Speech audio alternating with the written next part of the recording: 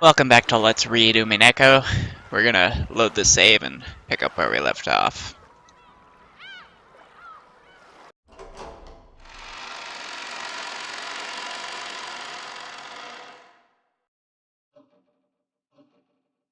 As I started losing heart, I began to recall a memory from when I was small. It was from when I was very young. I had unfortunately seen a scary occult movie on TV, and for a while I hadn't even been able to go to the bathroom by myself. That old bastard gave an exaggerated laugh and said this. なあ、バトラ。どうして悪魔だのオカルトだのってのをわざわざこうして映画にすると思う？ねえからだよ。そんな滑稽なもんは地球のどこにもねえのさ。ねえからわざわざ見たくて作るんだよ。だから俺はオカルト映画なんてちゃんちゃらおかしくて笑っちまうってんだ。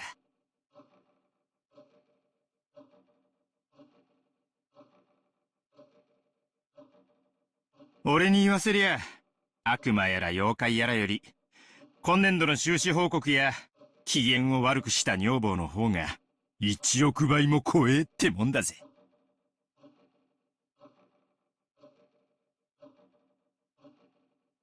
さらに言うぜ。俺に言わせりゃな。怖がるってのは、心と生活にゆとりのある連中の娯楽的感情なのさ。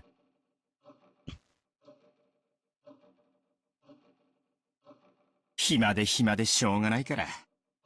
連中は変わった感情で心を遊ばせたくて、悪魔だの、オカルトだのって文化を作り出したんだよ。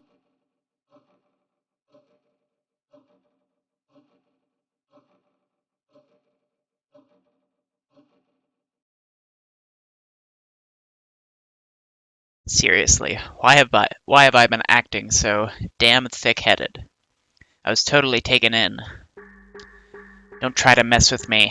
This is the human world. I don't give a damn about witches, demons, magic circles, and sacrifices. The human who killed Dad and everyone else is still on this island. That's all there is to it, right? The next person who started speaking to my heart was Kirie-san. チェスや将棋ってね、終盤の終盤、詰めの最後の段階に入れば入るほど最善手は限られてくるのよ。だから自分が追い詰めている、あるいは追い詰められているというその時、両者の手は限りなく読みやすくなるのよ。つまり完全に追い詰められて打つ手なしって思ったその時こそ最も読みやすい瞬間なのよ。でも守勢に立った人間はどうしても考えが固くなって相手の手を読むことにまで考えが至らない。そういう時はね、チェス盤をひっくり返すの。With all my strength, I slapped my face with both hands. Now my eyes were truly open. When you don't understand anything and you're completely cornered just like I am now, isn't that the perfect time to spin the chessboard around? While on the defensive, we can't even guess at the culprit's scheme. If we spin it around and look at it that way, just what might we see? First off, at the time the culprit committed the murders, they knew the island was being cut off by the typhoon. Therefore, they should have understood that even if they carried out the murders, they wouldn't be able to get away early the next morning. In short, the culprit had begun without securing a way to escape. Furthermore, that bastard tossed the corpses in the storehouse, then was even kind enough to say, "Here they are," with that weird bit of graffiti. In other words, since we'd probably find the corpses sooner or later, they wanted to show them to us. If we'd all been dim and hadn't noticed the storage shed, the culprit's goal would have not been achieved, would it? If you think about it this way, that bastard of a culprit. Since this morning, they must have been watching our every move with bated breath. After all, if we hadn't been so kind as to discover what was on the storehouse, all of that hard work and preparation they did last night would have just gone poof. What did the culprit want to make us feel by showing us the corpses in the storehouse? All 6 of the bodies had their faces noticeably destroyed. Was it a grudge? A warning?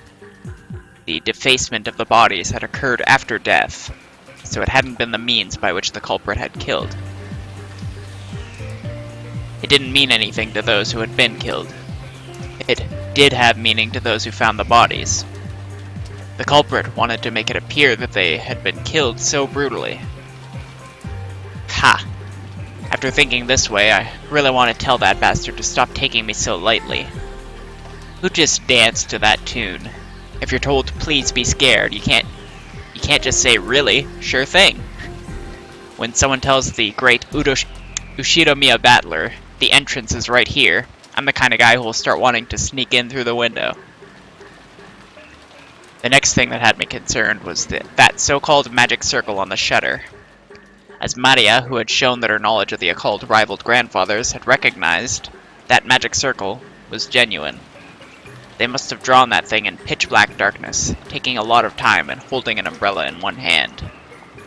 Isn't that amount of hard work and perfectionism impressive? What purpose would have been worth all that effort? If we were looking for a fan of the occult in this mansion, most likely all of us would naturally suspect grandfather. Did they want to make us think grandfather was involved? But if that's all they wanted, they could have just drawn any old scribble that looked like a magic circle. It wasn't like any of us amateurs would be able to tell the difference between genuine and fake. However, this magic circle was genuine, and furthermore, it had even been written in Hebrew. So this magic circle had a message that could only be understood by someone with knowledge of the occult. A message is a form of communication. By sending it, they were hoping for a reaction. A reaction. For some reason, we couldn't find grandfather now. I don't know how grandfather might have spotted the magic circle on the shutter, but did he choose to hide himself in reaction to that? No. It was a trap to make us suspect that grandfather had participated. You could read it either way. Damn, that's annoying. What kind of reaction was the culprit hoping to get out of us by putting on this occult show? Somehow that felt like the culprit's weak point. The letter from Beatrice that Maria had read aloud during the last night's dinner sprang back into my mind. This was a freak who'd asked us to enjoy a battle of wits. Isn't that interesting? This is a battle of wits between us and the witch. Will we be sucked up by her occult game first? Or will we pull off all her fake skin first? There's a whole day until the typhoon passes. Why not enjoy ourselves?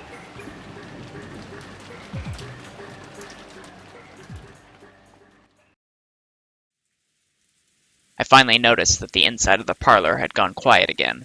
Everyone had sunk into their favorite sofas, some deep in thought, some irritated, some acting depressed. Maria was once again enjoying the TV as if she'd never left it. It looked like she found the commercials more fun than the boring program, and she happily yelled ooh ooh and giggled. I stared at each person's appearance in turn. If there isn't a 19th person, the culprit must be in this room.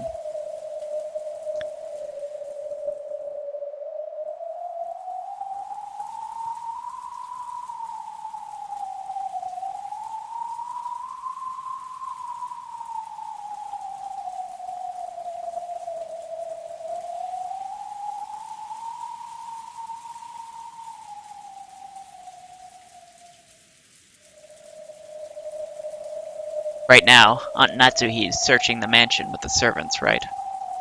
Then we shouldn't say in this room. In this mansion is where the culprit has to be. After all, it's possible Aunt Natsuhi was behind this, and we still can't deny that one of the servants might be the killer. Anyone could be guilty. Still, Aunt Natsuhi and the rest sure are taking their time. Of course, it's not a small mansion, but isn't this taking a little too long just to walk around checking the windows and doors? Just as I was thinking this, Aunt Natsuhi and the rest returned. Not one of them was missing, but our relief was short-lived. Everyone looked at Aunt Natsuhi in shock. The talk I'd had with Aunt Eva started to creep back into my mind. the possibility that the culprits had enough in numbers or weapons to kill all of those 6 at once. 驚かせてしまいましたね。万が一に備えて持ってきたものです。After all, that thing in Aunt Natsuhi's hand was a rifle.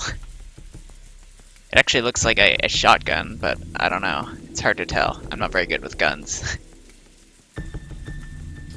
At a glance, its silhouette looked a lot like a hunting gun, but it was unusually short and kind of looked like a kid-sized weapon. Oh, okay, so it's actually meant to look a little weird. I'm not just crazy. However, it had a weightlessness, or a weightiness to it that made it clear it was no kid's toy. それは金蔵さんの銃ですな。ご存知でしたか。そうです。お父様の古いコレクションの中にあったことを思い出し、探し出してきました。ひゅー、すっげえ。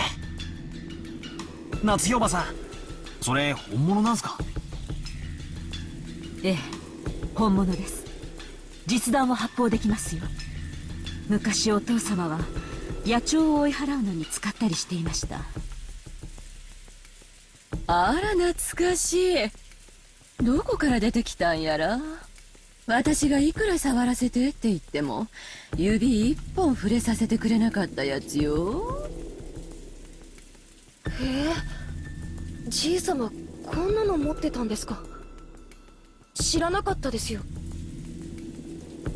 お父様は昔西部劇にどっぷり使ってたことがあってね。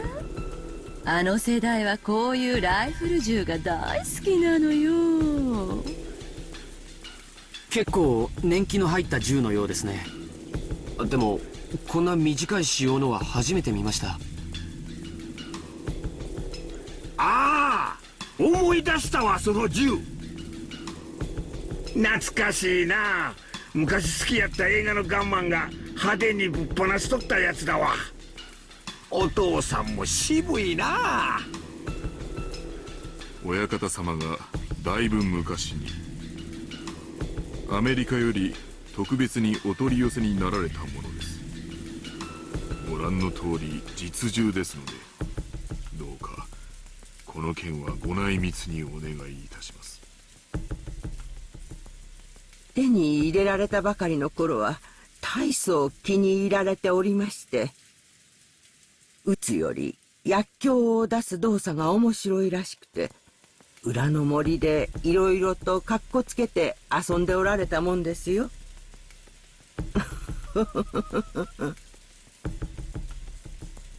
しかし物騒ね。そんなものまで持ち出しちゃうのかしら。万が一に備えてです。賊はおそらく一人ではないでしょう。しかも主人たちを6人も殺した恐ろしい相手です。私には主人に代わって皆さんを明日まで守る義務がありますので。As Natsuhi-san said this, she slumped down into one of the sofas and took a deep breath. She had been trying to find grandfather, as well as check the doors and windows. Since grandfather wasn't with her, she probably still didn't know where he was. 屋敷内の戸締まりは厳重に確認してきました。ですが万が一ということもあります。みんななるべくここに一緒にいた方がいいでしょう。そうね。ここに全員が集まって相互監視をしている方が安心だわ。それはどういう意味ですか、エヴァさん。別に夏日姉さんの意見に賛成しただけよ。There was a stormy atmosphere between the two of them. If you think about who was the most suspicious from the inheritance problem standpoint, Aunt Eva was the obvious answer. However, there was no proof that Aunt Natsuhi was innocent. Now, if you view Beatrice's letter as one of grandfather's complicated pranks and think of this crime as just an extension of that, There's more than enough reason to suspect even grandfather. Also, Aunt Natsuhi thought the criminal was on the outside, but Aunt Ava thought the criminal was on the inside. In short, it was the question of whether or not a 19th person exists. That same question has been repeated endlessly since last night's dinner, with the letter from the witch who called herself Beatrice. So, was the culprit among us or not? And did the witch Beatrice exist or not?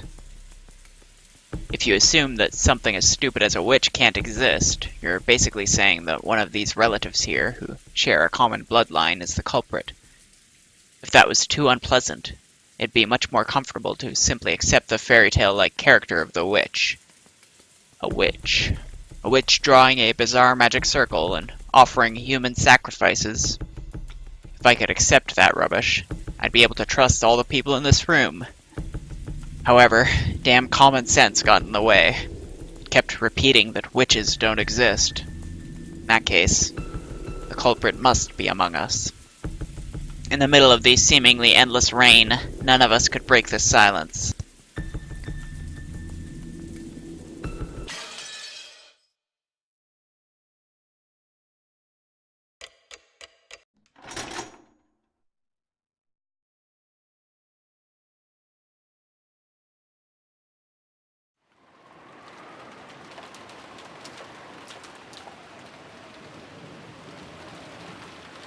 So I think it's safe to say that if we're assuming Goda is the main culprit, then either this is a really, really elaborate suicide, or there's an accomplice involved, or a second murder involved at least, and we're looking at a potential other person here who could be a suspect.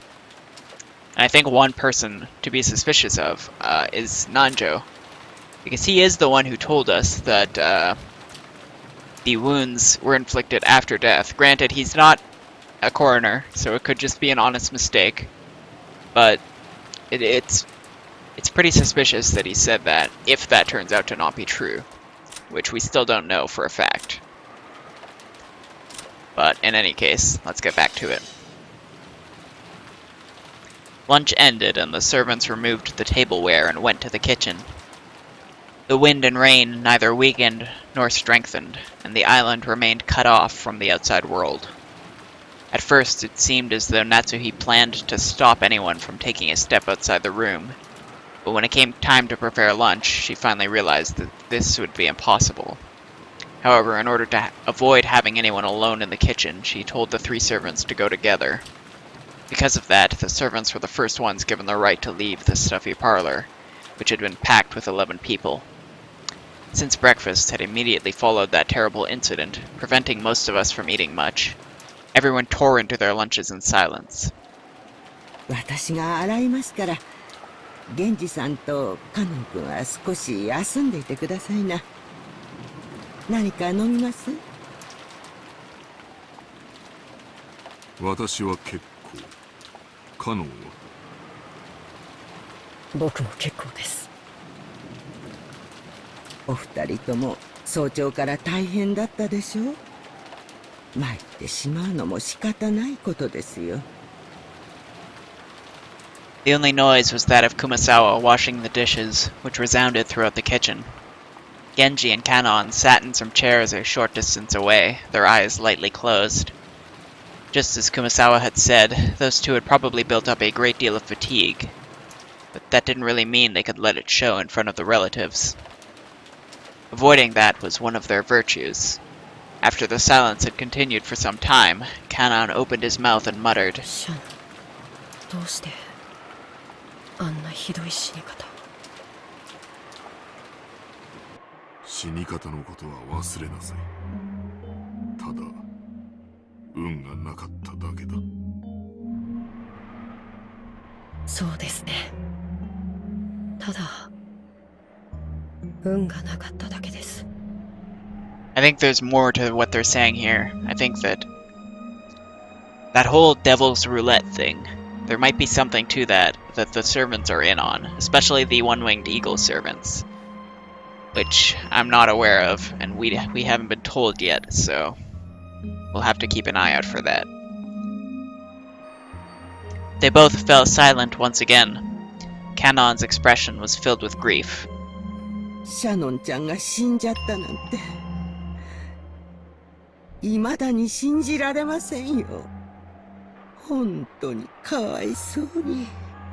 もう会えないなんて嘘みたいですよ。もう一度あの子の笑顔が見たかったのに。Kumasawa spoke with her back facing them. After all, Kumasawa hadn't seen Shannon's corpse, so she had no trouble mentioning Shannon's face. When Kannon heard those words, it reminded him again of how only half of Shannon's face had been left, and his grieving expression twisted even further.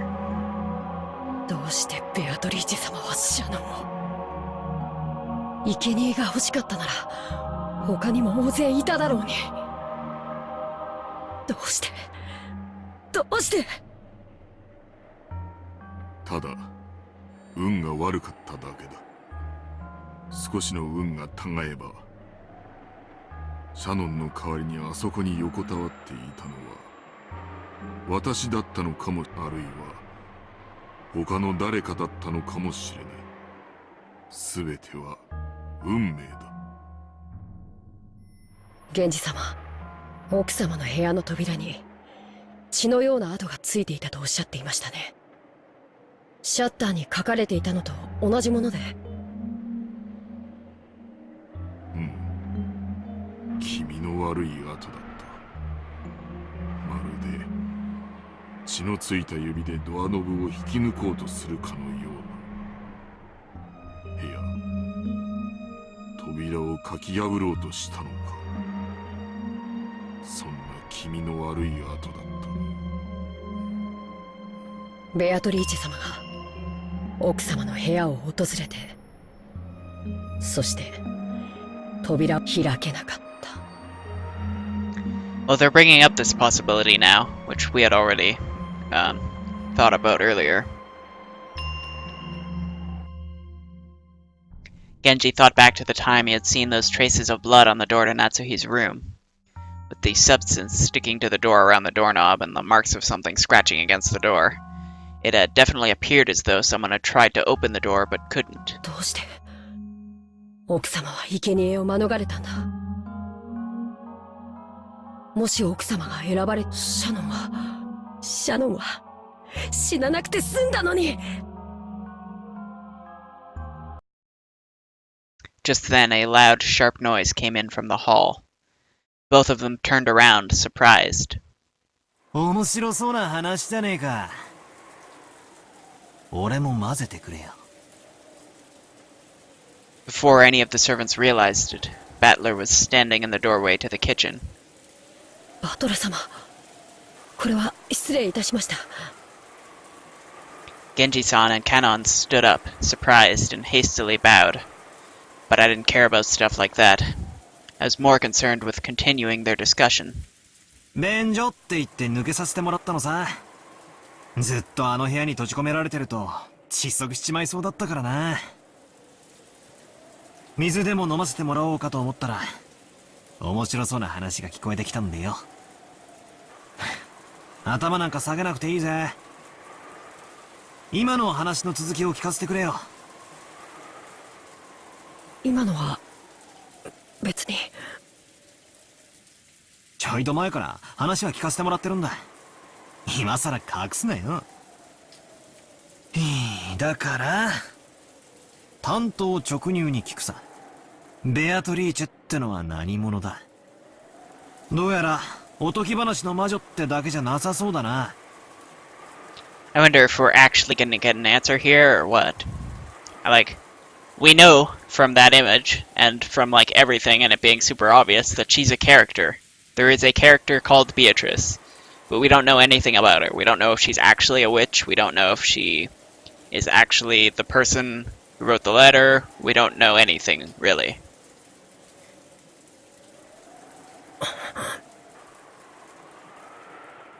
Kannon-kun averted his gaze. It was obvious that he didn't want to talk about this, which only made me want to ask even more.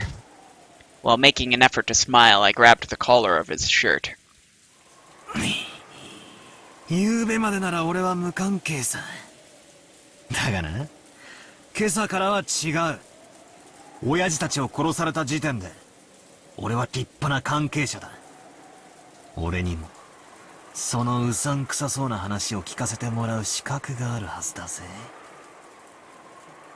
I glared into Kanon's eyes as he continued to avert his gaze in apparent pain.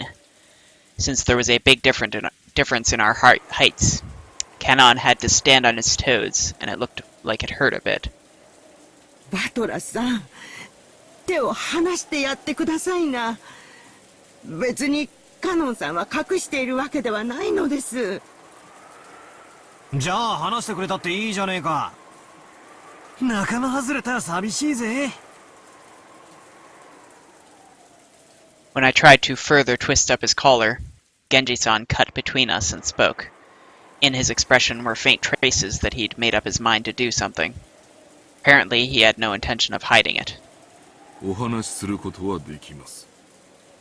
ただ、バトラ様がお気を悪くなされるかもしれませんので、カノンは躊躇しているのです。躊躇なんて男らしくねえぜ。内緒にされる方が気持ち悪いさ。聞かせてくれよ。どうせ明日までできることはないんだ。多少はうさんくさい話の方が退屈も紛れるってもんだぜ。Genji-san and Kanon-kun looked at each other, then nodded as though they'd decided to talk. わかりました。何でもお聞きください。お話しします。ああ。じゃあ聞くぜ。ベアトリーチェってのは一体何なんだ？俺が知ってる限りでは、露見島の森に住まう魔女ってことになってる。森に入ると危ないからってんで、ばあ様あたりが作り出した脅し話だって聞いてる。違うのか？いえ、違いません。その通りです。ベアトリーチェ様は、六軒島の森に住まわれる魔女であらせられます。バトラ様、にわかには信じられないでしょうが、ベアトリーチェ様は存在するのです。親方様に莫大な黄金を授け、長いことおそばにお仕えした実在する方なのです。はあ？よせやいよせやい。じい様の受け売りを言うのも給料のうちだってのか？ I laughed like it was a joke, but neither Genji-san or Kanon-kun laughed. Not even Kumasawa-bachan, who was avoiding my eyes, flustered as she started washing the dishes. So unfortunately, I was the only one laughing. Painfully, bitterly. なるほど。源氏さんが断るだけはあるぜ。こいつは確かに正気じゃ気を悪くする。つまり、ベアトリーチェっていう名の人物は実在するんだな。はい。親方様がこの島にお屋敷を構える以前からずっとお仕えしている方でございます。おそらく私よりも長くお仕えしているでしょう。なんてこった。桐江さんの仮説は外れたな。じい様にベアトリーチェという名の腹心は実在したってわけだ。そいつは今この島にいるんだな。はい、いらっしゃっていると思います。曖昧な言い方だな。ってことは昨日今日そいつの顔を見たってわけじゃなさそうだな。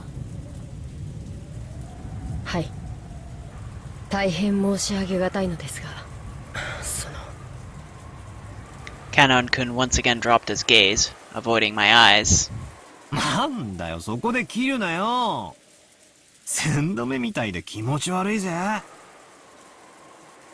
I urged him on, jokingly again. However, it looked like Kanan was still confused as to whether he should speak or not. Then Kumasawa-bachan whispered.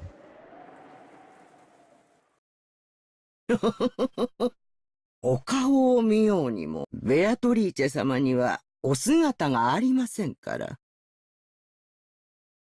お姿がなんだって？ベアトリーチェ様にはお体がありません。ですから、ベアトリーチェ様がお望みにならない限り、私ども凡庸ではお姿を見ることすら叶いません。This still fits with our theory from earlier that maybe she was possessing Maria. I mean, if she's like this formless spirit, I assume she would be able to do that. Assuming this is even like any of this is even true, which we can't take 100% for granted, but I'm kind of willing to believe it. ベアトリーチェ様が人の姿をされていた頃の絵があの肖像画のものなのだとか。そのお姿を懐かしみ、よく肖像画の前に佇まれているそうな。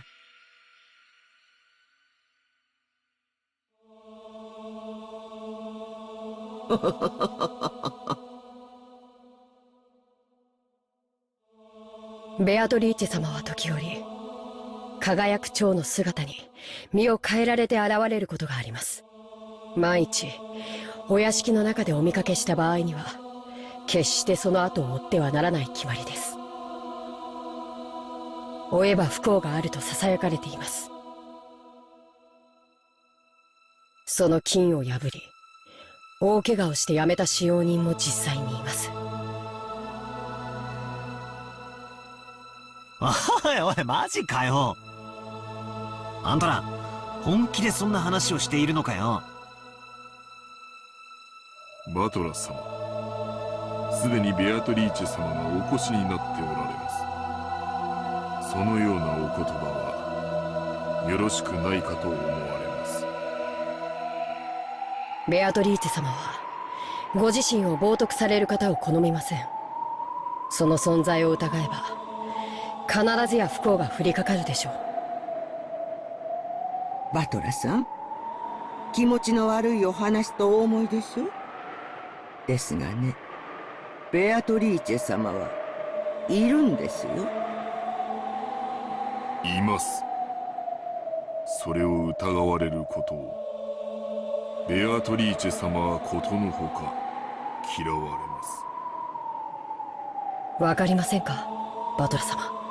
ベアトリーチェ様は今すでにここにお越しになっております。おいおい、よせよ。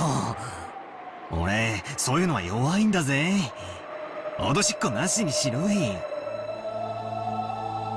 However, there was no trace of a joke in the eyes of the three servants. On the surface, I laughed and tried to look unconcerned, but I was quickly starting to sober up. Their eyes were also sobering up fast.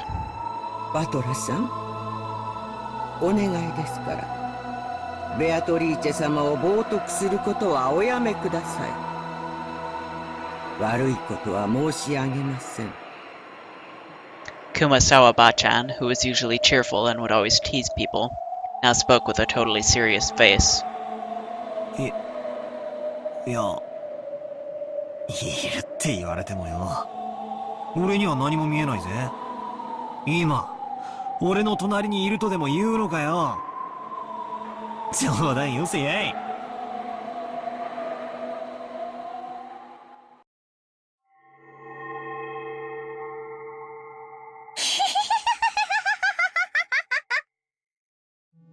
Just then, that unnerving laugh suddenly filled the kitchen. When I turned around, Maria was standing there by the entrance, but her expression and the feeling about her, her presence, felt exactly the same as the servants. 波長の合う合わないは生まれつきだよ。バトラは生まれつき波長が合わないタイプなんだよ。だから見えない。会えない。話せない。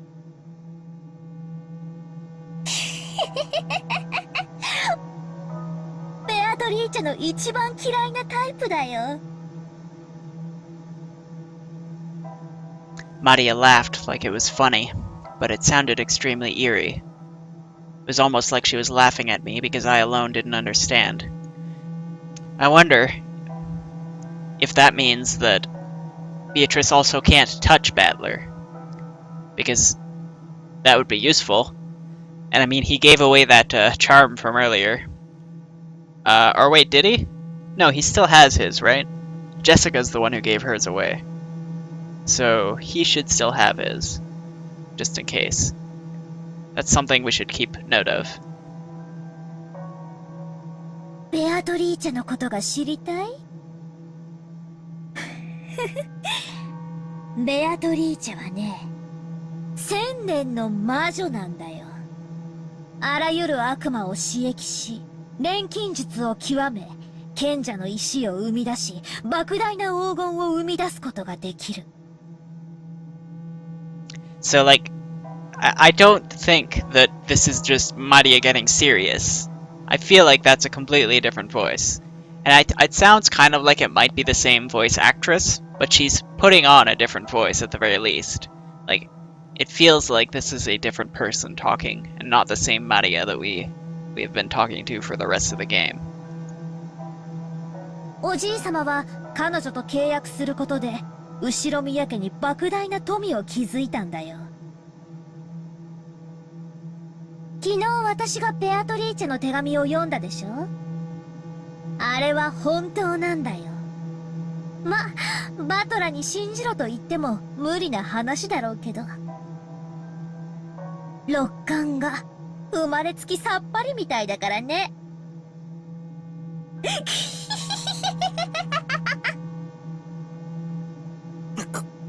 なんだよそれ。魔女？悪魔？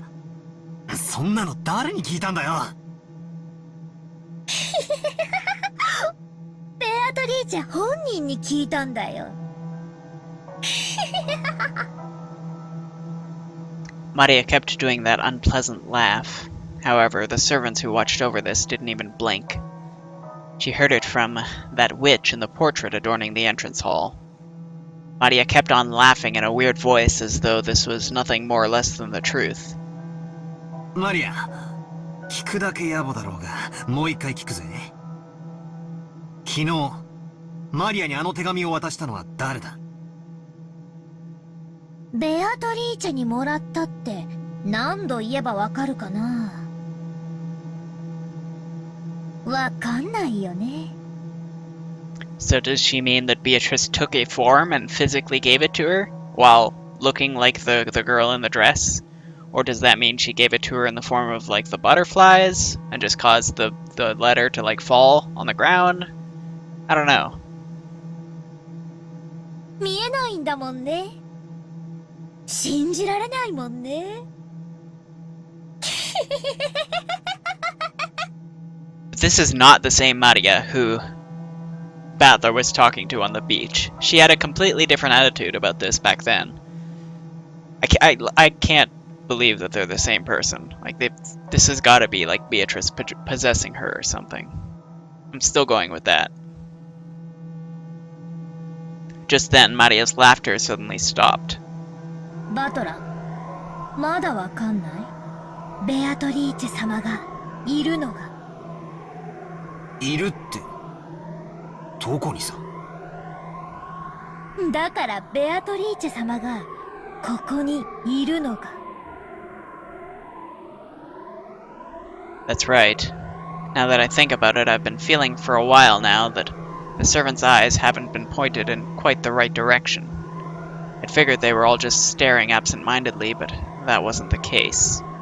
The four here, Genji-san, Kanon-kun, Kumasawa-san, and Maria, everyone except me, was looking at a spot right behind me. Holding my breath tightly, I slowly looked over my shoulder. Of course, there wasn't anyone there. I've known that the whole time. However, everyone in the room except me was focusing on that point as if there was someone there. ベアトリーチェは1000年を生きた偉大な黄金の魔女。でも波長の合う人間にしか自分の姿を見せられないし、話しかけられない。だからね、それがとても悲しいんだよ。だからバトラみたいな生まれつき魔法のセンスもかけらのない人に存在を否定されるのがものすごく嫌いなんだよ。バトラは幸運だよ。昨日私にお守りをもらっていてよかったね。それを身につけていなかったら今頃ベアトリーチェのどんな呪いが身に及んでいたか分かったものじゃない。本当に幸運なんだよ、バトラは。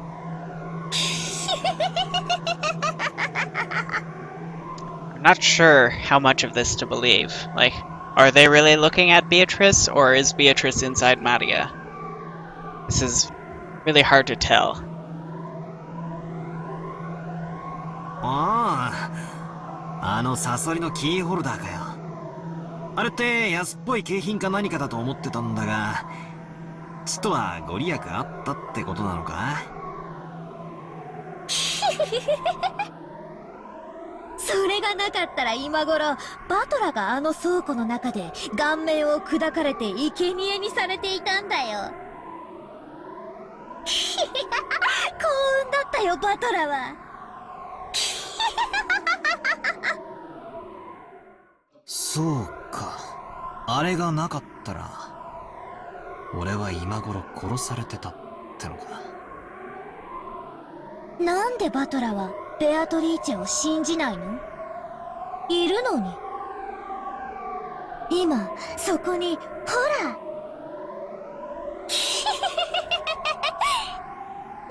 信じる気になったでしょ？信じなよ。マリアにお守りをもらったことを感謝しながら。あれがなければバトラは今頃倉庫の中。代わりに誰か一人が助かっていたかもしれないね。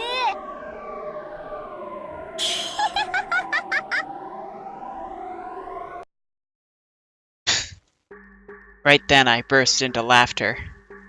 Playing witches had been pretty fun up until a second ago, but unfortunately that last one seemed to be too much for me to gloss over.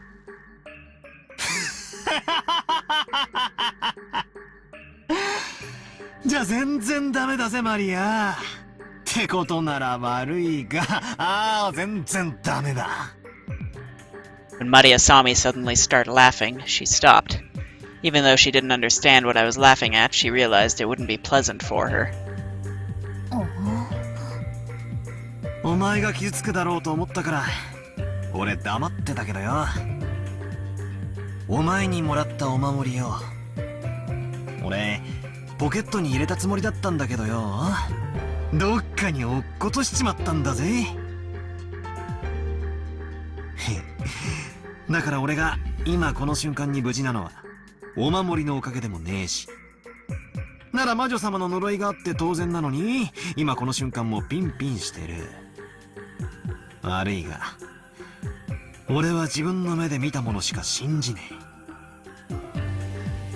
第6巻波長魔法のセンス悪いが俺はそういう前つばなもんは一切信じねえぜ。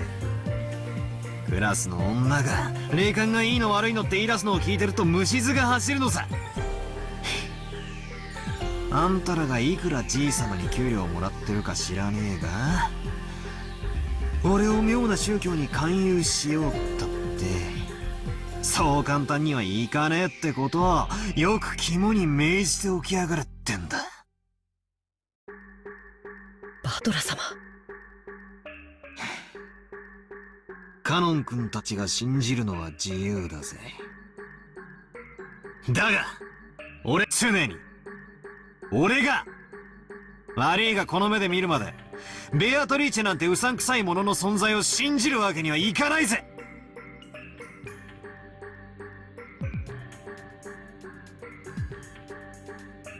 I spoke forcefully and sharply.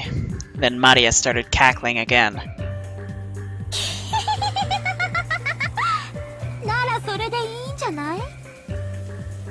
いずれお前のような波長が全然合わない人の目にもベアトリーチェは見えるようになる。もうじき蘇るんだよ、ベアトリーチェはね。そうしたら一緒にいっぱいお話をしたり遊んだりしようって約束してるんだよ。疑う必要も無理に信じる必要も全くない。現れるんだよ、もうじきね。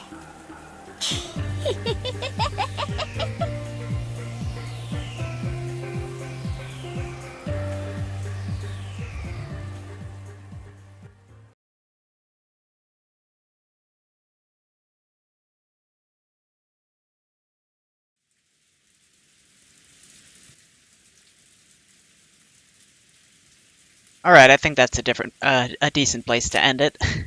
I'm still really confused, honestly. But if we take everything what she said at face value, then, and we put that together with what we know, which is that Beatrice is a character, then maybe she will revive. Maybe we will see her. But if she does revive, doesn't that mean on the 9th night the witch shall revive? That means that we've still got, well, first of all, tonight, those who remain shall tear apart the two who are close. Then we've got, those who remain shall praise my noble name. I believe that is referring to Kinzo. And then they've got all this. Gouge the head and kill, gouge the chest and kill, gouge the stomach, the knee, the leg. So, are we really gonna spend 9 nights here? I don't know.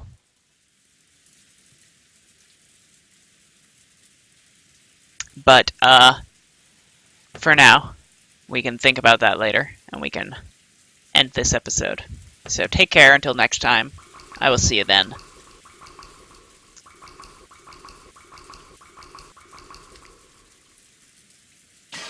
And until then, goodbye.